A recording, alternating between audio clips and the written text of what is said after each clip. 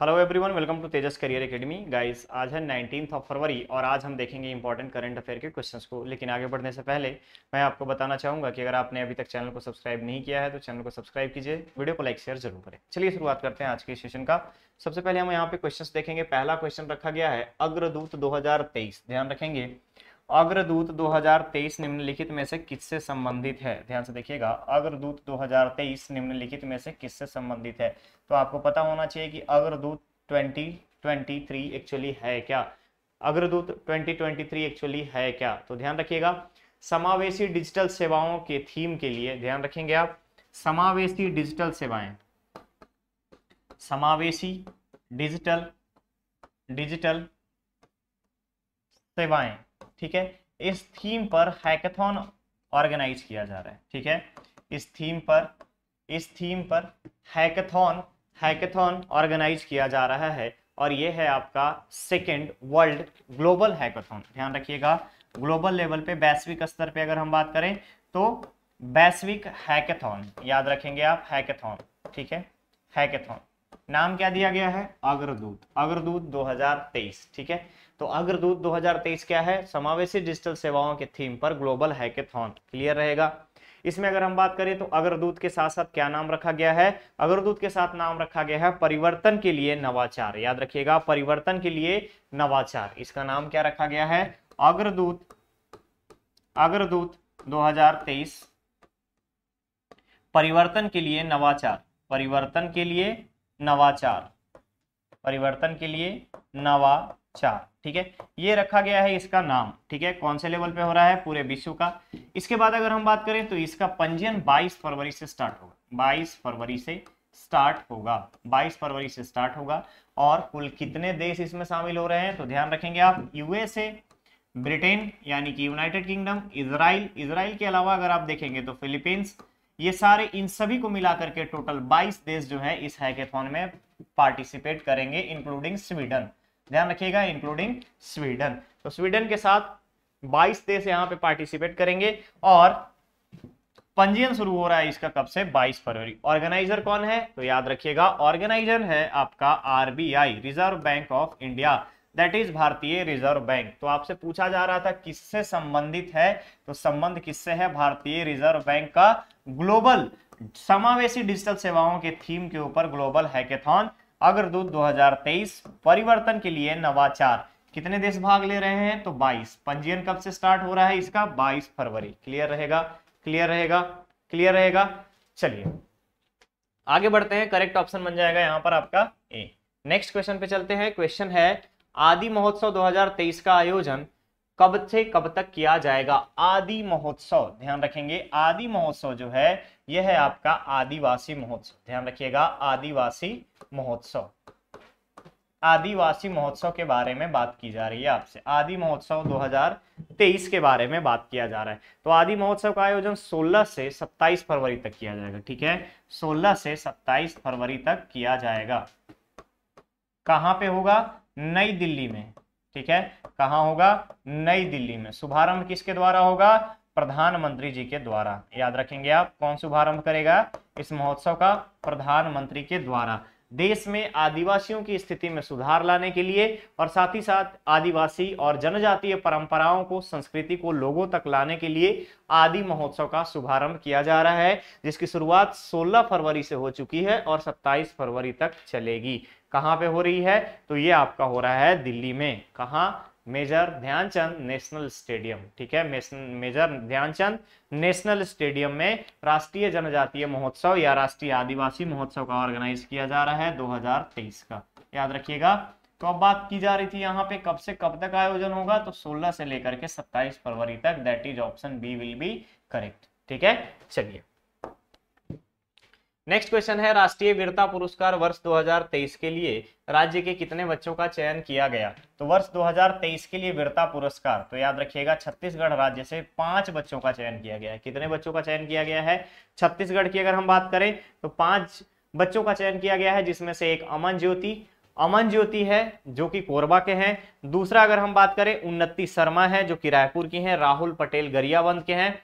इसके अलावा अगर हम आपसे बात करें तो याद रखिएगा सीताराम यादव जो कि बेमेतरा के हैं, और जानवी राजपूत, ध्यान रखेंगे जानवी राजपूत जो कि धमतरी की रहने वाली है। इन 5 बच्चों का चयन हुआ है। कौन कौन सा? अमन ज्योति, अमन ज्योति, ठीक है, उन्नति शर्मा, उन्नति शर्मा, उन्नति शर्मा, सीताराम यादव, सीताराम यादव, ठीक है, सीताराम यादव, अमन ज्योति, उन्नति शर्मा, सीताराम यादव, इन कोरबा,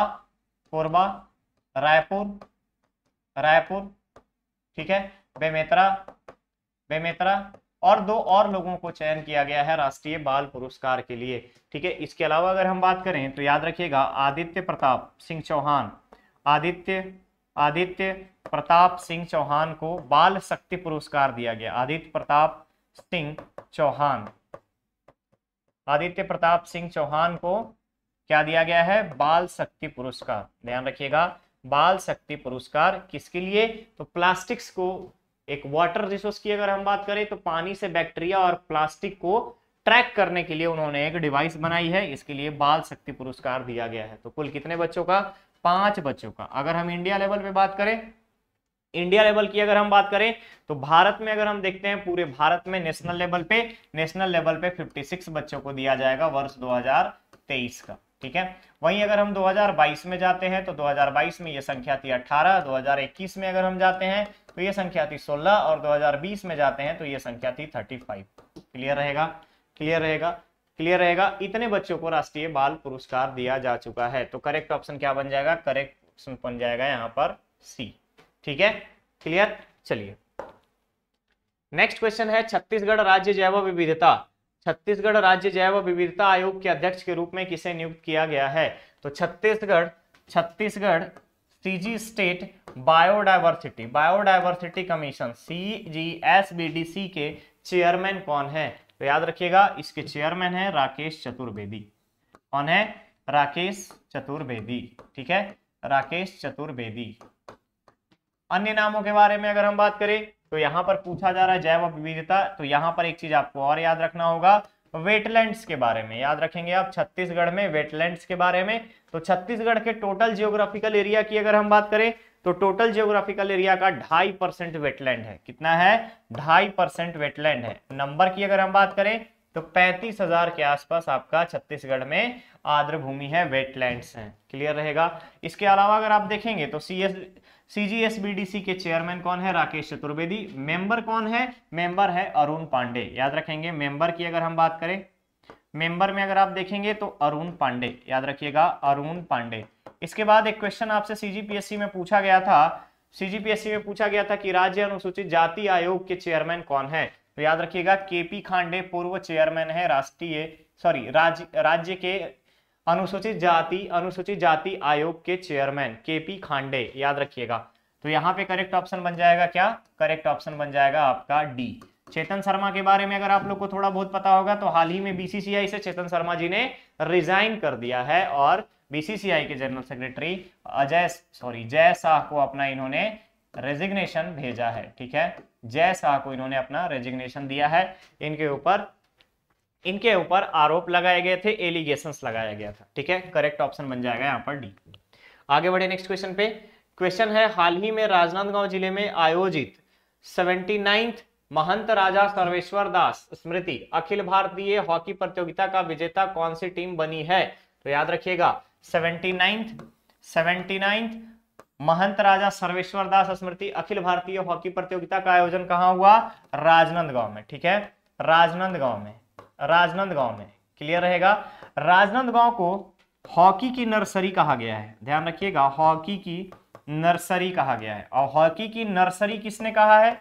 हॉकी की नर्सरी मेजर ध्यानचंद के द्वारा, जिसको हॉकी का जादूगर कहा जाता है, मेजर ध्यानचंद जी के द्वारा 1970 में नाम दिया गया था, ठीक है। इसके अलावा अगर आप हिस्टोरिकल बैकग्राउंड पे जाएंगे तो राजनांदगांव में हिस्टोरिकल बैकग्राउंड को अगर आप देखेंगे तो राजनांदगांव में हॉकी का खेल शुरू हुआ था 1942 से, 1942 से, ठीक है। म्युनिसिपल स्कूल में यानी नगर निगम स्कूल में शुरुआत की गई थी 1942 से, किसकी? हॉकी की, ठीक है। क्लियर रहेगा यहाँ पे। इसके बाद अगर हम बात करें तो इंटरनेशनल हॉकी स्टेडियम कब बना? इंटरनेशनल हॉकी स्टेडियम 2015 में बना है, इंटरनेशनल लेवल का, ठीक है, इंटरनेशनल लेवल का हॉकी स्टेडियम 2015 में बना है। तो पूछा जा रहा है कि 79वीं महंत राजा सर्वेश्वर दास स्मृति अखिल भारतीय हॉकी प्रतियोगिता में कौन सी टीम विजयी हुआ है, कौन सा टीम जीता है? तो पेट्रोलियम बोर्ड नई दिल्ली, याद रखिएगा कौन सी टीम है? पेट्रोलियम बोर्ड नई Delhi, that is option A will be correct, ठीक है, ठीक है। चलिए नेक्स्ट क्वेश्चन है आधार मित्र कृत्रिम बुद्धिमत्ता चैटबॉट, ध्यान रखिएगा आधार मित्र कृत्रिम बुद्धिमत्ता चैटबॉट किससे संबंधित है? तो याद रखिएगा जिस तरीके से इसका नाम है आधार मित्र, आर्टिफिशियल इंटेलिजेंस पर आधारित, आर्टिफिशियल इंटेलिजेंस पर आधारित आधार मित्र आपके आधार के बारे में इंफॉर्मेशन देता है, आधार के बारे में सूचना प्रदान करता है। आप आधार का स्टेटस चेक कर सकते हैं, आधार को आप ट्रैक कर सकते हैं, क्या आपका आधार कार्ड तैयार है या किस कंडीशन में है। आप वहां पे इस आधार मित्र के माध्यम से अपने आधार का स्टेटस में, यानी कि आपका आधार ऑन है नहीं है, बायोमेट्रिक वेरिफिकेशन हो चुका है नहीं हुआ है, आधार में कोई चीजें चेंज किए हैं तो किस तरीके से या फिर क्या उसकी स्टेटस है, इसके बारे में आपको बताता है कौन सा? आधार मित्र, दैट इज आधार कार्ड के बारे में इंफॉर्मेशन देता है, ठीक है। तो आधार कार्ड जो है आर्टिफिशियल इंटेलिजेंस और मशीन लर्निंग पर आधारित एक आपका चैटबॉट है। तो चैटबॉट जो है वो आपके आधार के बारे में इंफॉर्मेशन देता है, क्लियर रहेगा। तो करेक्ट ऑप्शन हो जाएगा इसका भी, आधार कार्ड के सारे इंफॉर्मेशन को साझा करने के लिए आधार मित्र नाम का आर्टिफिशियल इंटेलिजेंस या मशीन लर्निंग आधारित चैटबॉट का निर्माण किया गया है। नेक्स्ट क्वेश्चन है दादा साहब फाल्के आइकॉन 2022 से राज्य के किस व्यक्ति को सम्मानित किया गया है? दादा साहेब फाल्के आइकॉन 2022, तो आप सभी को पता होगा, नाम से चलते हैं आकर्षी कश्यप। आकर्षी कश्यप क्या है? राज्य की बैडमिंटन खिलाड़ी है जिन्होंने राष्ट्रमंडल खेल में अपना उत्कृष्ट प्रदर्शन किया है, ठीक है। आकर्षी कश्यप बैडमिंटन खिलाड़ी। नेक्स्ट अगर हम बात करें तो सरोज दुबे, ये लेखिका है, छत्तीसगढ़ की एक लेखिका है, छत्तीसगढ़ की लेखिका है। इसके अलावा अगर आप देखेंगे किरणमयी नायक, तो याद रखिएगा किरणमयी नायक जो है लोक अदालत के माध्यम से, ठीक है, लोक अदालत के माध्यम से महिलाओं को कानूनन सहायता दिलाने के लिए, किरणमयी नायक को लोक अदालत के माध्यम से महिलाओं को कानूनी रूप से सहायता दिलाने के लिए दादा साहब फाल्के आइकॉन 2022 दिया गया है। दादा साहब फाल्के आइकॉन 2022 दिया गया है। क्या नाम है इनका? किरणमयी नायक, ठीक है, करेक्ट ऑप्शन किरणमयी नायक। सरोज पांडे वर्तमान में राज्यसभा की डेप्यूटी चेयरमैन, ध्यान रखिएगा राज्यसभा की डेप्यूटी चेयरमैन, क्लियर है। तो करेक्ट ऑप्शन हो जाएगा यहाँ पर आपका C, that is Kiranmayi Nayak, clear है। चलिए नेक्स्ट क्वेश्चन है छत्तीसगढ़ राज्य के लिए वर्ष 2023-24 में बैंक ऋण के लिए कितने रुपए का अनुमान लगाया गया है? यानी छत्तीसगढ़ सरकार जो है वित्तीय वर्ष 2023-24 के लिए कितना रुपए का बैंक ऋण लेगी, इसका अनुमान क्या लगाया गया है? तो याद रखिएगा 2023-24 के लिए नाबार्ड जो है, नाबार्ड ने एक संगोष्ठी का आयोजन किया। उस आयोजन में कृषि विकास तथा आजीविका विकास में, ध्यान रखेंगे ग्रामीण आजीविका और कृषि के डेवलपमेंट के लिए यह अनुमानित किया है इस संगोष्ठी में कि इस साल यानी कि 2023 से 24 के वित्तीय वर्ष में राज्य सरकार जो है 46,057 करोड़ रुपए का बैंक लोन लेगी। तो अनुमान क्या लगाया गया है? 46,057 करोड़ रुपीस, ठीक है। करेक्ट ऑप्शन क्या बन जाएगा? करेक्ट ऑप्शन बन जाएगा आपका यहाँ पर डी, 46,057 करोड़ रुपीस, ठीक है, क्लियर। चलिए नेक्स्ट क्वेश्चन है ग्लोबल टूरिज्म रेजिलियंस डे कब मनाया जाता है? ग्लोबल टूरिज्म रेजिलियंस डे कब मनाया जाता है? तो याद रखिएगा ग्लोबल टूरिज्म रेजिलियंस डे जो है संयुक्त राष्ट्र महासभा ने 90 देशों की स्वीकृति के साथ शुरू किया है। और ये कब मनाया जाता है? ये मनाया जाता है 17 फरवरी को, ठीक है, 17 फरवरी को संयुक्त राष्ट्र संघ के द्वारा डिक्लेयर किया गया है global tourism resilience day, purpose क्या है इसका, पर्पस क्या है इसका, तो याद रखिएगा पर्यटन की स्थिरता को भविष्य में, पर्यटन की स्थिरता को भविष्य में बढ़ाने और भविष्य में प्रमाणित करने के लिए 17 फरवरी को प्रत्येक वर्ष, 17 फरवरी को प्रत्येक वर्ष ग्लोबल टूरिज्म रेजिलियंस डे मनाया जाएगा। ऐसा संयुक्त राष्ट्र संघ ने, संयुक्त राष्ट्र संघ से 90 कंट्रीज के सहमति के बाद, 19 कंट्रीज की सहमति के बाद डिक्लेयर किया है।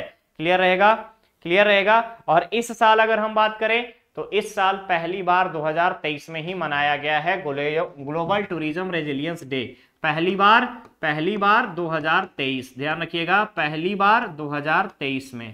क्लियर है, करेक्ट ऑप्शन क्या बनेगा, करेक्ट ऑप्शन बन जाएगा आपका ए। ठीक है, चलिए नेक्स्ट क्वेश्चन है, केंद्र सरकार द्वारा किस स्थान पर सिंकुला, ध्यान से देखिएगा, केंद्र सरकार द्वारा किस स्थान पर सिंकुला टनल के निर्माण को मंजूरी दी गई है। सिंकुला टनल, सिंकुला टनल जो है ये पर्पस क्या है इसका, तो इसकी जो टाइम पीरियड रखी गई है वो रखी गई है दिसंबर 2025 तक का कंप्लीशन का। अब बात आती है खर्चा कितना होगा इसमें, तो याद रखिएगा यहाँ पे टोटल खर्चा जो है यहाँ पे टोटल 1681 करोड़ रुपए का आएगा। ठीक है, टोटल जो खर्चा है इसका 1681 करोड़ रुपए लगाए जाएंगे। अब क्या कारण है कि हम इसको, इस कंस्ट्रक्शन को स्टार्ट करवा रहे हैं, तो इस टनल को बनाने का मुख्य उद्देश्य क्या है कि सर्व सुविधाएं, सभी सुविधाएं जो हैं, सभी सुविधाएं जो हैं लद्दाख के रीजन में, याद रखिएगा लद्दाख रीजन में all time availability, all time availability, all time availability, ठीक है, ऑल टाइम अवेलेबिलिटी। क्लियर रहेगा।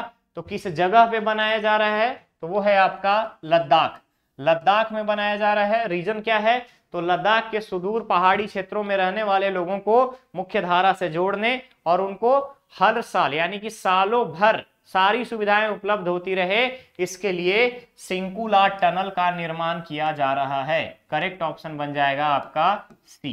क्लियर है। तो आज के सेशन में बस इतना ही। अब बारी आपके स्टूडेंट धर्मा की। ठीक है, लास्ट लेक्चर में हमने स्टूडेंट धर्मा में क्वेश्चन पूछा था कि T20 इंटरनेशनल में 100 विकेट लेने वाली कौन सी पहली भारतीय महिला क्रिकेटर बनी है, तो उनका नाम है दीप्ति शर्मा। याद रखिएगा दीप्ति शर्मा। अब यहाँ पे क्वेश्चन है, हाल ही में यूट्यूब के नए सीईओ के रूप में किसे चुना गया है। याद रखिएगा क्वेश्चन है, हाल ही में यूट्यूब के नए सीईओ के रूप में किसे चुना गया है। इसका आंसर आपको कमेंट बॉक्स में कमेंट करके देना है। थोड़ा सा हिंट दे देता हूं मैं कि इससे पहले वो चीफ प्रोडक्ट ऑफिसर थे। ध्यान रखिएगा, अगर हम बात करें ऑफिशियल चीफ प्रोडक्ट ऑफिसर का, तो यूट्यूब के चीफ प्रोडक्ट ऑफिसर थे, अभी उनको सीईओ नियुक्त किया गया है। इसका आंसर आपको कमेंट बॉक्स में कमेंट करके बताना है। आज के सेशन में बस इतना ही। मिलते हैं बहुत ही जल्द नेक्स्ट और नए सेशन के साथ। बने रहिए चैनल पे, चैनल को सब्सक्राइब करें, वीडियो को लाइक शेयर जरूर करें। Thank you so much.